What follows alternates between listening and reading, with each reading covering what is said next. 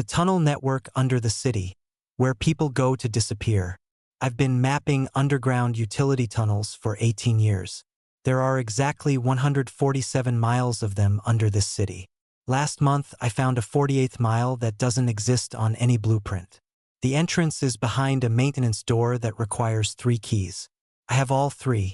The door was already open. I counted the footprints in the dust. 12 different people walked through here in the last week. 11 walked out. 1 didn't.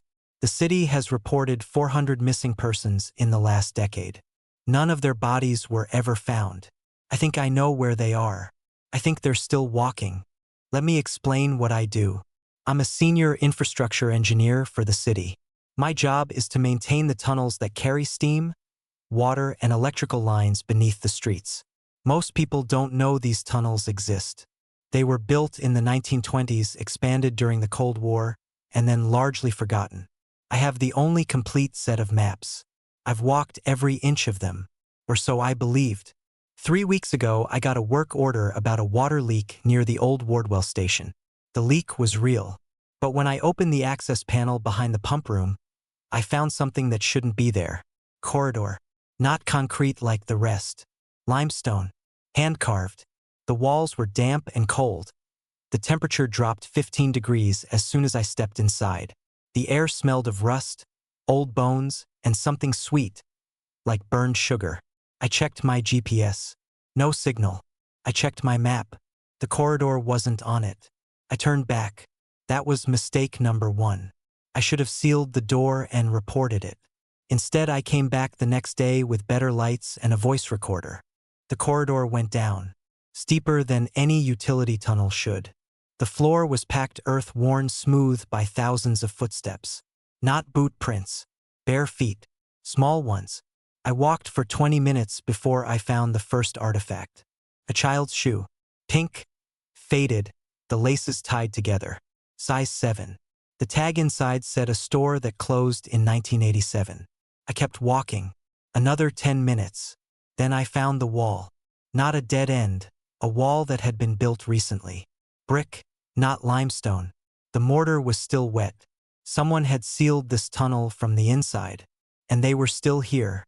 That's when I heard the singing. A woman's voice, low and tired, humming a lullaby I didn't recognize. The sound echoed from behind the brick wall. I pressed my ear to the cold mortar.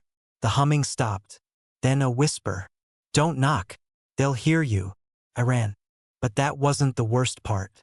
The worst part was what I found when I checked the work order again. The water leak at Wardwell Station. It was reported by a city employee. The name on the request was mine. I never filed that work order. Someone used my credentials to send me there. Someone wanted me to find that door. I checked the security logs for the maintenance door behind the pump room. The logs showed it was opened 3 times last week. Once by me, twice by someone else. The access code used was mine, but I was asleep at those times. I checked my phone location history. It showed me walking through the tunnels at 2 a.m. on both nights. I don't remember any of it. I started digging into the missing persons reports. 400 people over 10 years. Mostly homeless, runaways, people with no one looking for them. But the pattern was wrong. They didn't disappear from the streets. They disappeared from shelters, from halfway houses, from hospital waiting rooms, places with security cameras. I pulled the footage. On the night each person vanished, the camera showed them walking toward a door. A maintenance door, a service entrance, a utility closet. The door would open. They would walk through. The door would close. No one ever came back out. I cross-referenced the locations. Every single door connected to the same tunnel network. My tunnel network. The one I've been mapping for 18 years. The one with the 48th mile that doesn't exist. I went back to the limestone corridor. 3rd time. Mistake number 3. I brought bolt cutters, a thermal camera, and a 2-way radio that I knew wouldn't work underground. I broke through the wet brick wall in 40 minutes. The other side was dark. Not the darkness of a closed room, the darkness of a space that has never seen light. My flashlight beam hit the floor. Packed earth. Footprints everywhere. Dozens of them. Small, bare, some no larger than a child's. I followed the footprints. The corridor widened into a chamber. The ceiling was high, lost in shadow. And then I saw the beds. Rows of them. Military cots, camping hammocks, mattress pads laid directly on the dirt. At least 50. All empty, but still warm. I touched one. The fabric was damp with sweat. Someone had been here minutes ago. The singing started again. The same lullaby, but this time from behind me. I turned. A woman stood in the entrance of the chamber. She was thin, too thin, her hair cut short and uneven, her clothes made from stitched-together trash bags and torn blankets. Her eyes were clear. That was the scariest part. She wasn't insane. She looked at me like I was the one who didn't belong. "You shouldn't have come," she said. "The door was open," I said. She shook her head. "The door is always open. That's the problem. They leave it open so more of us come. And then we can't leave." I asked her who they were. She didn't answer. She just pointed to the far wall of the chamber. There was a door there. Not brick, not limestone. Metal. Industrial. With a wheel like a bank vault. And next to the door a small shelf. On the shelf a stack of cell phones. 40 or 50 of them. All dead. All cracked. All placed there carefully like offerings. "They take them," she said. "The phones. The watches. Anything with a clock. They don't want us to know what time it is. Time is how you find your way back. Without time, you just walk deeper." I asked who lived in the deeper tunnels. She looked at me for a long moment. Then she said, "People who stopped wanting to be found. And things that were never lost in the first place." Then I understood. The missing people didn't all come here by accident. Some of them chose this. They walked into the tunnels because the surface stopped being bearable. But once they were inside, something else found them. Something that had been living in the limestone since before the city was built. The woman grabbed my wrist. Her grip was stronger than it should have been. "They're not evil," she whispered. "They're just hungry. Not for food. For company. For warmth. For anyone who still remembers the sun. That's what they take from you. Your memory of light." I pulled away. I ran. I found the brick wall I had broken through. Someone had already repaired it. New bricks. Fresh mortar. The singing followed me as I dug through with my bare hands. I got out. I sealed the maintenance door behind me. I drove home. I didn't sleep. I checked my phone. The time was wrong. It said 3:17 a.m. I looked out the window. The sun was rising. I've been back to the maintenance door 7 times since that night. Each time the access code has been changed.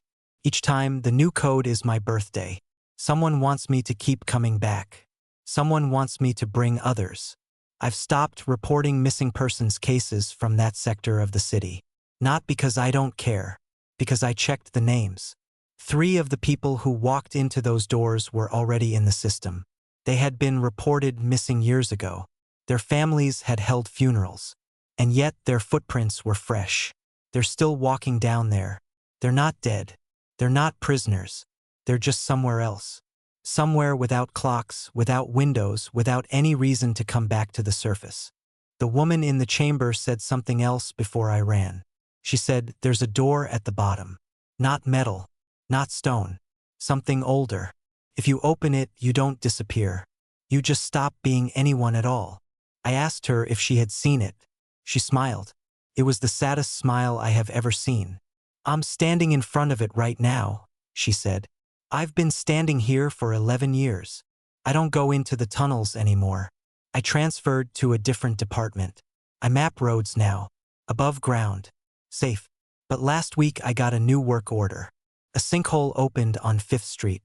Nothing unusual. But when I looked at the photos from the repair crew, I saw something. The dirt at the bottom of the hole wasn't dirt.